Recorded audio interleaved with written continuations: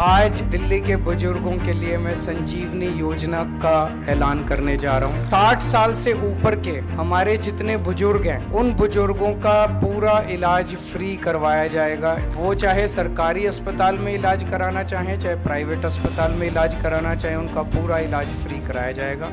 वैसे तो दिल्ली में चुनाव अगले साल होने हैं और अगले साल में भी जनवरी एंड या फरवरी फर्स्ट वीक तक वोट डाल ही दिए जाएंगे, लेकिन उसकी सरगर्मी अभी से दिल्ली में खूब देखी जा रही है।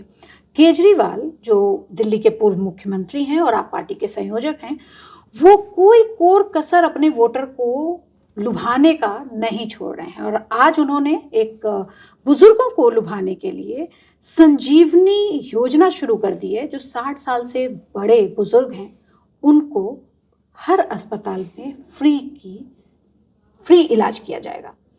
लेकिन इससे पहले भी वो लगातार योजनाएं और फ्रीबीज की घोषणा कर रहे हैं, लेकिन ये कितनी कारगर होंगी और केजरीवाल की ये घबराहट क्यों है और इतनी जल्दबाजी क्यों है घोषणाओं की, इसके बारे में हम बात करते हैं अरुण जी से। अरुण जी, आपको क्या ये घबराहट नजर आ रही है या यह लग रहा है कि भाई सारी बॉल फेंक दो, कोई ना कोई तो एक हिट हो जाएगी, ऐसा कुछ कर रहे हैं केजरीवाल?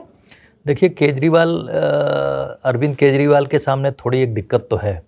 उनको लग रहा है कि शायद कुछ संशय उनके दिमाग में है, इसीलिए वो जल्दबाजी में दिख रहे हैं। उन्होंने कोई कोर कसर नहीं छोड़ी है। कोई भी योजना हो, फ्रीबीज पे पहले वाली जो फ्रीबीज थी, उन्हें शायद लग रहा होगा कि अब उतने से काम नहीं चलेगा। इसी वजह से उन्होंने पहला काम किया कि महिलाओं को लुभाया, जबकि वो महिलाओं के लिए फ्रीबीज अनाउंस कर चुके थे पहले ही। सब वो फ्री बस सेवा वगैरह मिल रही थी और जो घर में जो है फ्री पानी और जो बिजली की सुविधा है 200 यूनिट फ्री तक, ये सब सुविधाएं घर में महिलाओं को ज़्यादा अट्रैक्ट करती हैं। मतलब ऐसा नहीं कि में भी बड़ा असर डालती हाँ हैं। जी, तो घर के बजट में काफ़ी मददगार होती हैं। उसमें एडिशन उन्होंने किया है, जो 1000 अभी मानदेय देने की बात कही, और जब सरकार बन जाएगी अगले साल, उन्होंने कहा कि उसको इंक्रीज कर देंगे 2100 तक, महिलाओं को लुभाने की। क्योंकि आपने देखा अभी रिसेंटली जो विधानसभा के चुनाव हुए, महाराष्ट्र में हो, झारखंड में हो, हरियाणा में हो, सभी जगह पे महिलाओं ने जो है जो उनको जो ये योजनाएं अच्छी लगी, उसी तरफ टिल्ट उनका हो गया।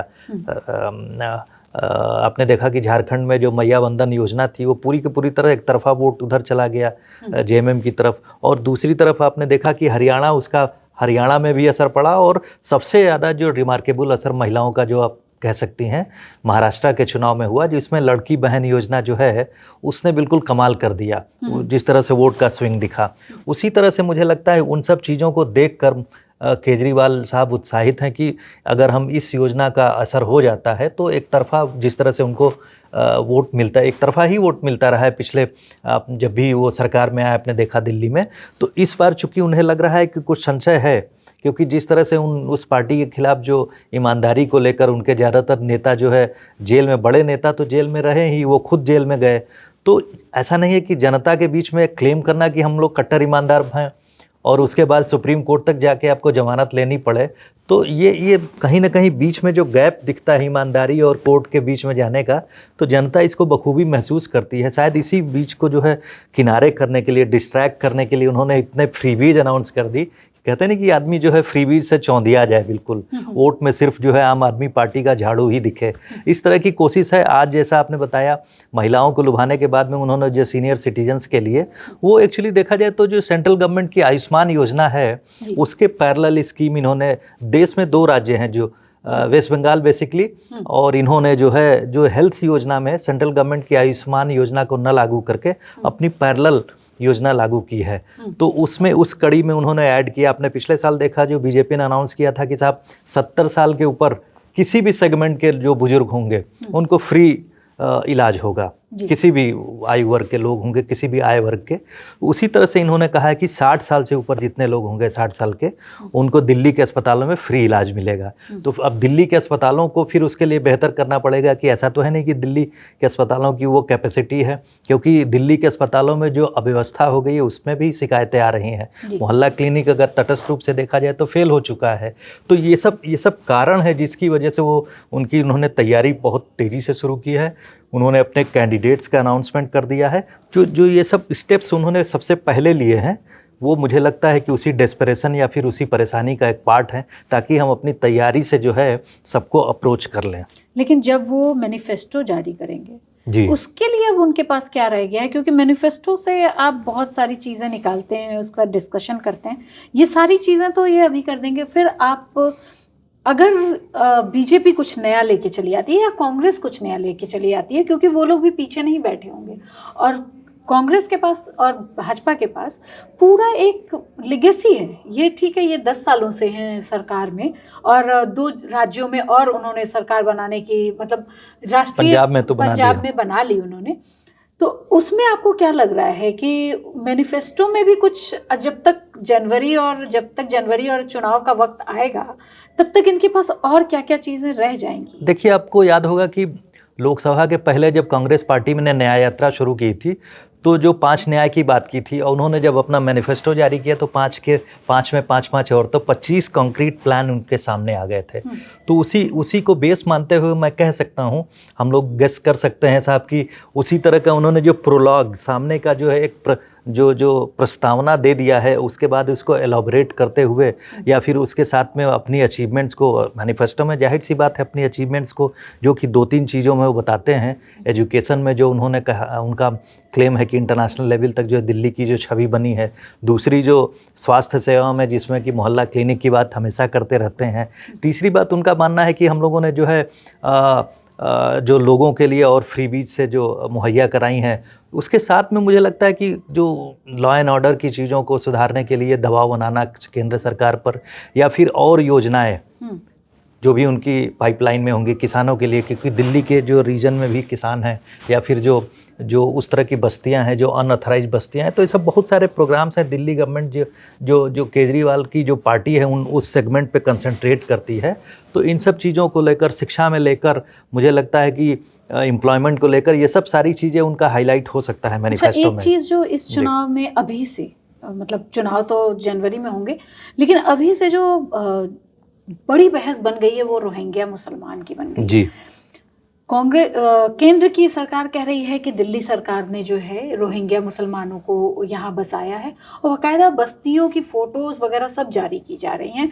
और केजरीवाल सरकार का दावा कर रही है कि वोटर्स काटे जा रहे हैं, और बीजेपी की सरकार कह रही है कि रोहिंग्या मुसलमानों को यहाँ बसा के उनके वोट बनवाए जा रहे हैं। लेकिन इस तरह की चीज़ें जो चल रही हैं, क्या ये इम्पैक्ट करेंगी चुनाव में? देखिए, ये जो आपको याद होगा कि जो संजय सिंह हैं, राज्यसभा में आम आदमी पार्टी के एमपी हैं, उन्होंने जो जिस तरह से वो बहुत तेज़ी से किसी इशू को उठाने की कोशिश करते हैं, उन्होंने बड़ी पुरजोर तरीके से उत्तर प्रदेश में भी क्लेम किया था असेंबली इलेक्शन में कि हम लोग जिस तरह से सरकार, हम लोगों के बिना सरकार नहीं बनेगी। तो वो क्लेम करना, उसमें दोनों के बीच में फ़र्क है। जहाँ पर आपका धरातल होगा वहीं पर आप जो है अपनी फसल उगा पाएंगे, पहली बात। दूसरी बात यह है कि इन्होंने जिस तरह से संसद में बहस के दौरान सरकार को घेरने की कोशिश की, संविधान के ऊपर जो बहस हो रही है 75 साल, उसमें राज्यसभा में जो उन्होंने कल बात कही है, उसमें एक्चुअली वो जो ज़्यादातर अपोजिशन पार्टीज़ ने संविधान के जो बहस हो गई 75 साल पे, उसमें कोशिश की है कि संविधान के अंतर्गत जो है कोशिश की जाएगी अपने इशूज़ को उठाने की। उसके तहत उन्होंने चुनाव से संबंधित बात को कहते हुए कहा कि साहब, जो बीजेपी के लोगों ने, उन्होंने 4-5 जगहों का नाम दिया है। जैसे कि मैं 1-2 जगहों की बात कहूँगा कि शाहदरा है, और जनकपुरा है, तुगलकाबाद है, पालम नगर है, और ऐसे ही हरिनगर, बहुत सारी जगहों का नाम लिया। स्पेशली मैं शाहदरा की बात करूंगा। उन्होंने कहा कि बीजेपी ने वहां पर 11,000 वोटर्स को लिस्ट से हटाने की बात कही है। तो उस तरह से उन्होंने ज़्यादातर जगहों पे कहा कि बीजेपी के लोगों ने इलेक्शन कमीशन के पास जाकर शिकायत की है कि साहब, इतने लोगों को हटा दिया जाए, ये लोग जो है वैलिड वोटर्स नहीं हैं। तो जाहिर सी बात है, अगर ये मांग उठ रही है तो कहीं ना कहीं कुछ न कुछ तो गड़बड़ है, जो कि या तो इलीगल तरीके से, और उसकी भी खबरें साफ आ रही हैं रिपोर्ट की, इलीगल वोटर्स को जो है इलीगल तरीके से जो है दिए गए हैं, आधार कार्ड जारी किए गए हैं, उनको वोटर आईडी कार्ड दिया गया है। ये सब भी दिल्ली में हुआ है, जिसकी रिपोर्ट्स आए दिन आती रहती हैं। अब कितना सच है ये सरकार के ऊपर है।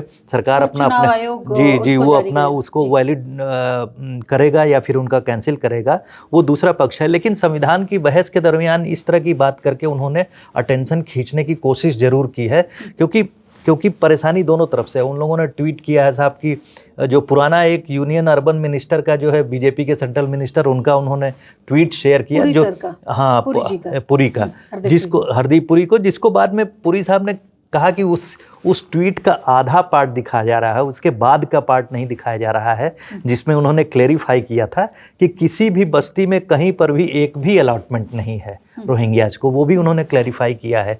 लेकिन चूंकि एक ट्वीट का पार्ट जो है, जिसको आप प्रोपेगेंडा कहते हैं, उस प्रोपेगेंडा के तहत जो है आम आदमी पार्टी ने कम से कम सबका अट्रैक्शन तो मतलब सबका रुख तो खींच ही लिया कि साहब किस तरह से केंद्र सरकार ने मदद की।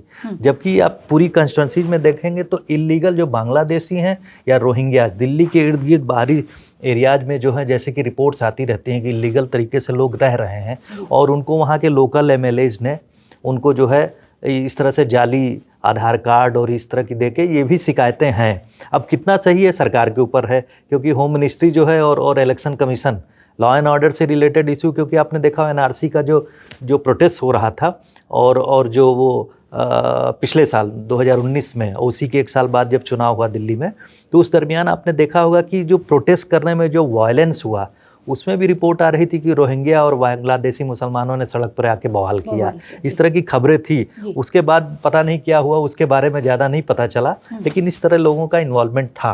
और वो अगर वोट दे रहे हैं किसी भी कंस्टिट्यूंसी में, अगर कंसोलिडेटेड 2000 वोटर्स अगर किसी कंस्टिट्यूंसी में अगर दिए गए हैं, अगर ऐसी बात हो सकती है, तो वो जाहिर सी बात जिन लोगों ने प्रोवाइड किया होगा उसी की तरफ देंगे। मैं किसी पार्टी का नाम नहीं लूँगा, जिस भी दल ने उनको प्रोवाइड कराया होगा इलीगल तरीके से उधर जाएगा। और इस समय जो असेंबली इलेक्शन में 500 से लेकर 2000 के बीच में ज़्यादातर जो फाइनल हो जाता है, डिसीजन हो जाता है, तो उतना कंसोलिडेटेड वोट बैंक बहुत बड़ा एक उसका मतलब होता है। तो ये प्रतिक्रिया उसलिए भी हो सकती है क्योंकि उसमें आपने देखा होगा कि उसी बहस के दौरान नड्डा साहब ने कहा कि इनकी परेशानी इससे तो नहीं है कि रोहिंग्याज और बांग्लादेशी लोग हैं जिन लोगों ने इनको वोट किया, उनके वोट काटे जा रहे हैं, उनको हटाया जा रहा है। तो जबकि उन्होंने कहा कि वो पूर्वांचली, हमारे पूर्वांचल के लोग हैं, बिहार के लोग हैं, ईस्टर्न यूपी के लोग हैं जो आके दिल्ली में जॉब कर रहे हैं और वो आम आदमी पार्टी के समर्थक है। इस तरह की बहस हुई है, लेकिन उनका कोर वोटर तो वही है। जी हाँ, उसमें जो बाहर से लोग आए हुए हैं, जो छोटी छोटी बस्तियों में आउटस्कर्ट्स में, या टेम्पो चलाने वाले, ऑटो चलाने वाले, जो कामकाज करने वाले छोटे कामगार या मजदूर वर्ग है, वो उनका कंसोलिडेटेड वोट बैंक है, इसमें कोई दो राय नहीं। लेकिन उसी वोट बैंक में एक तबका ये भी है जिसको लगता है कि बहुत सारी चीज़ें जो है जो दी जा रही है उसके नाम पे बेवकूफ़ भी बनाया जा रहा है। तो ऐसी भी अवेयरनेस है। यहीं पे मैं आपको रोकूंगी, बेवकूफ़ बनाया जा रहा है। मुझे इस चीज़ का इंतज़ार था कि आप कब बोलें और कब मैं आपको कहूँ कि इन्होंने कह तो दिया कि 60 साल से बड़ी उम्र के जितने भी बुज़ुर्ग हैं उनको जो है फ्री इलाज देंगे, और उन्होंने उसमें सरकारी हॉस्पिटल और प्राइवेट हॉस्पिटल दोनों के नाम लिए हैं। लेकिन अक्सर शिकायत आती है, ना सरकारी हॉस्पिटल्स में पूरा इलाज मिल पाता है, ना ही प्राइवेट हॉस्पिटल उसको अटेंड करता है। उसके बाद फिर वो झगड़ा शुरू होता है। तो क्या आपको लग रहा है कि ये एक तरह से वोटर्स को अट्रैक्ट तो कर रहे हैं, लेकिन वो बुजुर्ग जो सचमुच में जिसे इलाज की ज़रूरत है उसे वो इलाज मिल पाएगा? देखिए, इसके बारे में मैं एक बात कहूँगा, एक रेफरेंस दूंगा कि दिल्ली में तो ये परेशानी है ही है, क्योंकि दिल्ली में हेल्थ का इंफ्रास्ट्रक्चर, बाहर से भी लोग आते हैं। एम्स में आप देखेंगे कि अभी रिसेंटली रिपोर्ट आई थी कि आपको ऑपरेशन कराना है तो 1 साल बाद डेट मिलेगी। तो इस तरह की परेशानियाँ इसलिए हैं कि दिल्ली के लोग नहीं हैं, बाहर से भी, जहाँ से भी लोग परेशान होते हैं आते हैं। और जाहिर सी बात है, इस एम्स जैसे प्राइम हॉस्पिटल की रिस्पॉन्सिबिलिटी है कि किसी को इलाज न मिले ऐसा न हो। तो हम लोग उसमें ज़रूरत ये है सरकार की तरफ से कि उसी स्टीम के, उसी स्तर के अस्पताल जो है देश भर में खोले जाएं, ज़रूरत ये है। लेकिन दिल्ली की बात कहूँगा कि दिल्ली की सरकार के पास उतना इंफ्रास्ट्रक्चर नहीं है कि जिस तरह से आपने कहा फ्री हम कर देंगे। अनाउंसमेंट यानी एक्शन और अनाउंसमेंट दोनों में अंतर है। एक्शन कितना होगा ये तो बाद की बात है, आपने अनाउंसमेंट तो कर दिया, लेकिन उसमें ये होता है कि आपने देखा राजनीति में विशेषता ये है कि आप अनाउंसमेंट कर देते हैं बिना ध्यान दिए कि साहब उसकी फिर जिम्मेवारी कैसे निभाई जाएगी। क्योंकि सरकार आएगी तो देखेंगे फिर, इस तरह की बात होती है। और इसी फ्रीबीज या जो प्रो पीपल प्रोग्राम्स ज़्यादातर सरकारें करती हैं, अगर वो सत्ता में नहीं आती हैं तो जाहिर सी बात है उनको फिर मतलब नहीं रह जाता है। लेकिन जो सरकार रहती है फिलहाल उसके लिए जिम्मेवारी की बात हो जाती है। दूसरी बात आपने कहा, जो बात कह रही थी कि किस तरह से दिल्ली में जो है इन सब चीज़ों की व्यवस्था होगी, तो मैं एक एग्जाम्पल देना चाहूँगा कि गुजरात से एक रिपोर्ट आई है अभी, वहाँ पर आयुष्मान में कैसे घोटाला हुआ।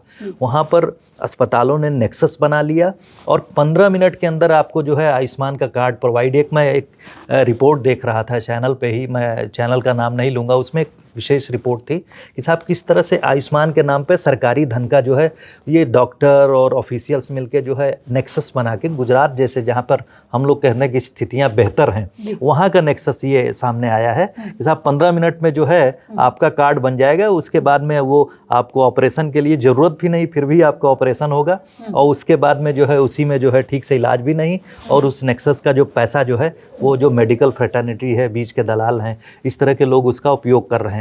तो आयुष्मान योजना के साथ में यहाँ पर मैं कहना चाहूँगा कि ये बहुत देखा जाए तो जनता के हित की योजना है, और हेल्थ के नाम पर आप समझ रहे हैं कि सबसे बड़ी बात एजुकेशन होता है, स्वास्थ्य होती है। एजुकेशन के नाम पे लोग क्लेम करते हैं आम आदमी पार्टी ने कि उन्होंने बिल्कुल आमूलचूल परिवर्तन कर दिया। स्वास्थ्य के नाम पर उस तरह की स्थिति भी वो लोग बनाने की कोशिश करते हैं, लेकिन सच और यानी जो अपीयरेंस और रियलिटी का फ़र्क वो तो दिखता है।